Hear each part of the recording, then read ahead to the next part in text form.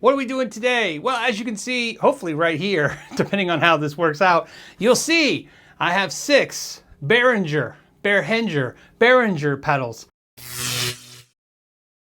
These were pedals that on a podcast, a live podcast, we were talking about the fact that Behringer is trying to sell direct and of course only use a limited amount of online entities like Sweetwater and Tolman and Amazon to sell to the consumers, and therefore they reduce their prices. Now when I ordered these pedals, they weren't in stock, and so I just ordered the 6 I was interested in, and then Sweetwater called me and said, do you want us to ship as they come in or all at once when they arrive? And I said just as they come. So over the last few months, they've just been kind of coming in, but I want to point out they were all $19 except for the Reverb pedal was $29. So these are all under $20, and that's including shipping. You just have to pay sales tax depending on where you buy these from. So what do we have here? We have a couple pedals. I picked these out because I thought they were interesting. We have the EQ pedal, obviously a copy of like a Boss EQ pedal. We have a compressor pedal, which is definitely a copy of a Boss compressor pedal. We have the vintage tube overdrive, which is a copy of a TS-808, which is like a Maxon or Ibanez pedal. We have the Ultra Tremolo, which is a copy of a Boss pedal. We have the vintage delay, which is a copy of a Boss pedal. And we have a digital reverb, which is a copy of a Boss pedal. I think this is like the RV5. What's interesting is these type of pedals I actually use. So what is the signal chain that we're gonna be using for this video? Well, I'm gonna be using this Gibson SG into these 6 pedals into a Fender 65 Deluxe Reverb with the reverb turned off because we have a reverb pedal, and we're miking it with a Zoom H6. I'm using the H6 because again, I like that the unit. I find that it really captures the sound of what's in this room. So let's start. So here's our clean sound.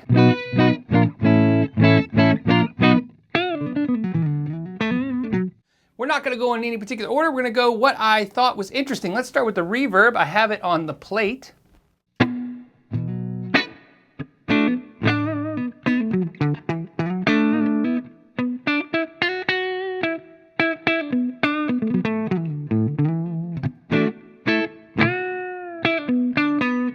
We can give it a little bit more of that level.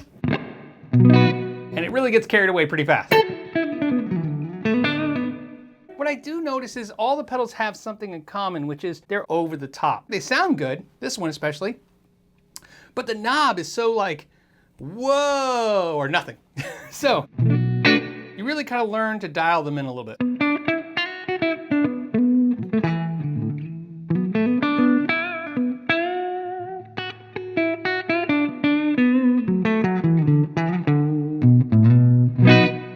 I love that.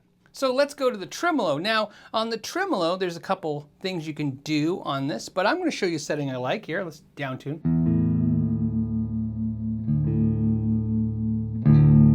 Okay, set the tremolo.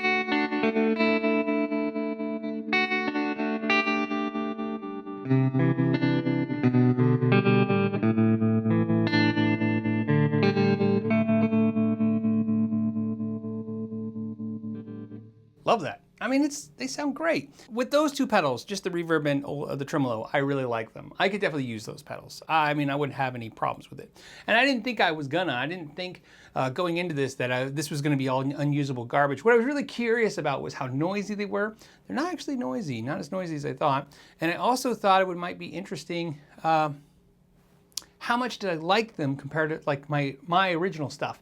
And you know, I'm not comparing them because I know I like that other stuff. I mean, I found that stuff through years of trying out different products and figuring out what kind of fit my sound. And yeah, it's funny. I can see where somebody could buy the stuff and just totally play this. There's nothing wrong with it. So let's go ahead and go to the Overdrive. This is the tube screamer. Now I know I'm running. Oops, this. One thing I will tell you, see how I push on it. One thing I will tell you is I like this type of pedal. In other words, this kind of way of turning on things, this fascia, which is what Boss did, and kind of DOD when they did the half pedal. Love that. These, when I was stepping on them on the floor, made me nervous. I mean, I I mean, I don't think they're gonna break, but they don't give you the confidence that the Boss pedals do when you kind of step on them. Like, you know, who cares?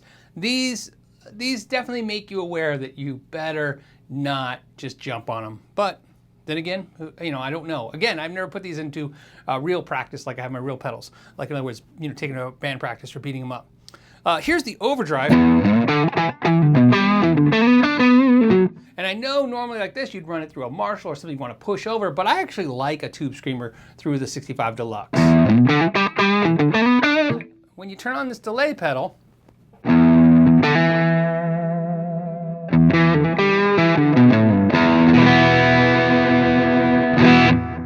love that.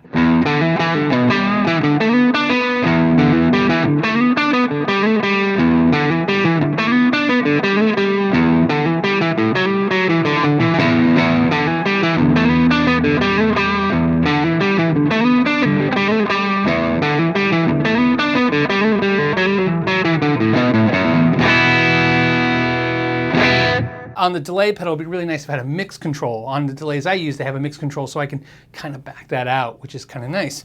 The one thing I want to show you though is the EQ pedal. I'm a fan of EQ pedals. I think everybody should have one, and that's one of the things. If I was going to say, only get one of these pedals, you know, like if you don't need any pedals, get this EQ pedal. If you can't find a Boss tuner or a Boss EQ pedal, sorry, Boss EQ pedal used, the Boss EQ pedal will serve you much better. One of the things I don't like about this EQ pedal right out the gate is that it doesn't have a notch in the middle that stops. So in other words, when you're hitting the slider, you kind of find that spot, and even then, depending on the angle you're looking at, you're not really hitting it. You got to kind of find it where on the Boss, when it clicks in the middle, letting you know. And what's great about that is you could take a Boss GE7 pedal and run all the sliders till they click in the middle, and that's unity for the pedal. In other words, a unity gain. In other words, when you turn the pedal off, turn the pedal on, you can't tell it's on, and then you can slowly kind of use the sliders to adjust EQ, and this is a boost. Now, I like EQ pedals for a ton of reasons. One, you can use them as a boost pedal. Put the EQ flat to where it's like unity gain, that won't affect the sound anyway, and then use just the volume slider as the boost or as a reduction. You can use that to clean up the amp, just like rolling off your volume. But what it does is way better than just using a volume control, because one of the things I like is I think single coils sound really sweet, just rolled off the volume a little bit. They clean up, they got that chime. And where the humbuckers still sound a little dark, and then even if you have a treble bleed, they're still just, as you roll the volume off, you just don't get that high-end clarity. You can use this to do the same thing. So let me show you. I'm going to show you how I'm going to kind of make this SG in the neck position. All knobs full forward on 10.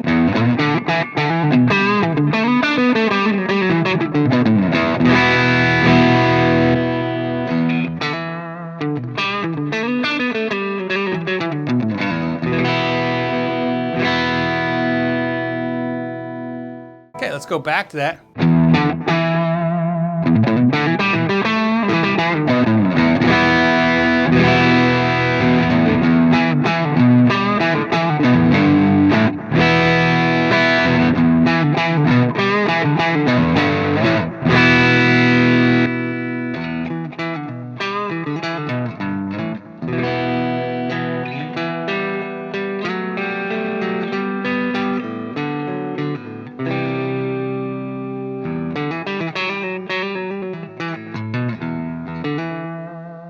The other thing that's great about an EQ pedal is you can do the exact opposite. If you run a single coil, you can use it to fatten the single coil up. I'm pretty sure you can understand the concept there. But another thing you can use it for is you can run it in the effects loop of your amp and use it to kind of EQ your amp. Again, there's a ton of uses for an EQ pedal. Sometimes, let's go ahead and just run it kind of flat. You can run it as just a little boost, like I said, but a little bit of like a treble boost, a little bit of high end. So here we go.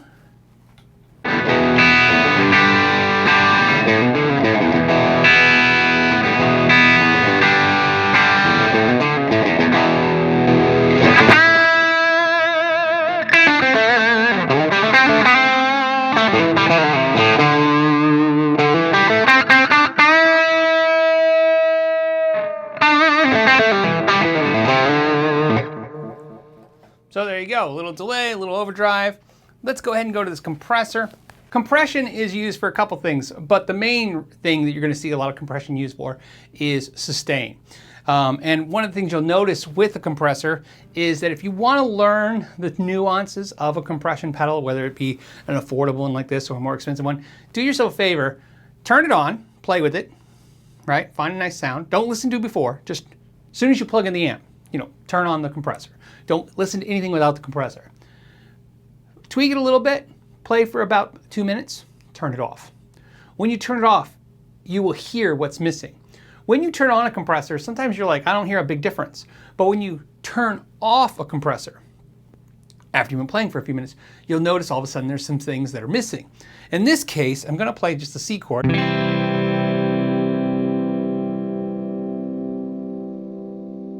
Okay, let's turn it off.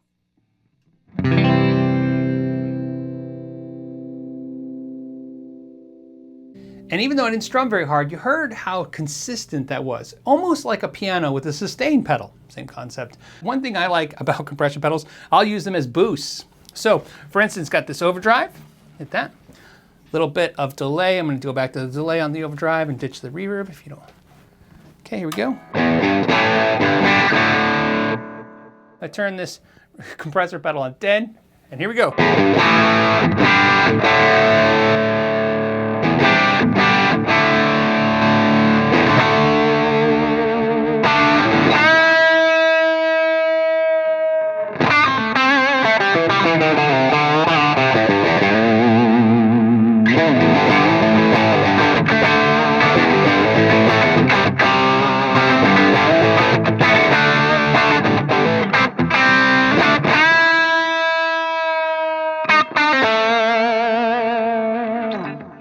Now, one downfall of this is compressors add noise, hiss, and distortion pedals, overdrive pedals add hiss. So you have to understand, it's no different than stacking 2 overdrive pedals, you will get hiss. Sometimes I hear people say, or musicians say, that the compressor is too noisy. It's not any much noisier than an overdrive pedal or distortion pedal is already. So again, this is no different than stacking 2 overdrives. The difference is you could stack these. One essentially is just giving you a little bit more sustain and pushing on the other pedal as a drive because it's got a lot level control, but it's not adding more distortion in a lot of cases.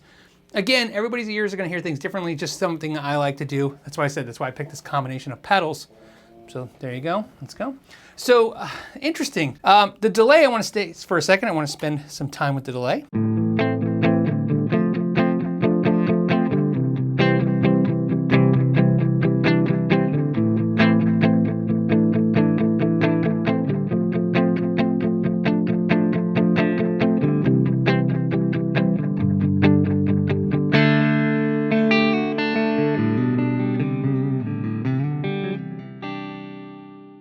If I was going to recommend one pedal to get, like I said, I think the EQ pedal for someone who's maybe not even a pedal person, just to have around. It's a good utility tool to have. You can use it if you need it for a preamp in a makeshift situation. You can use it with your acoustic guitar in a situation.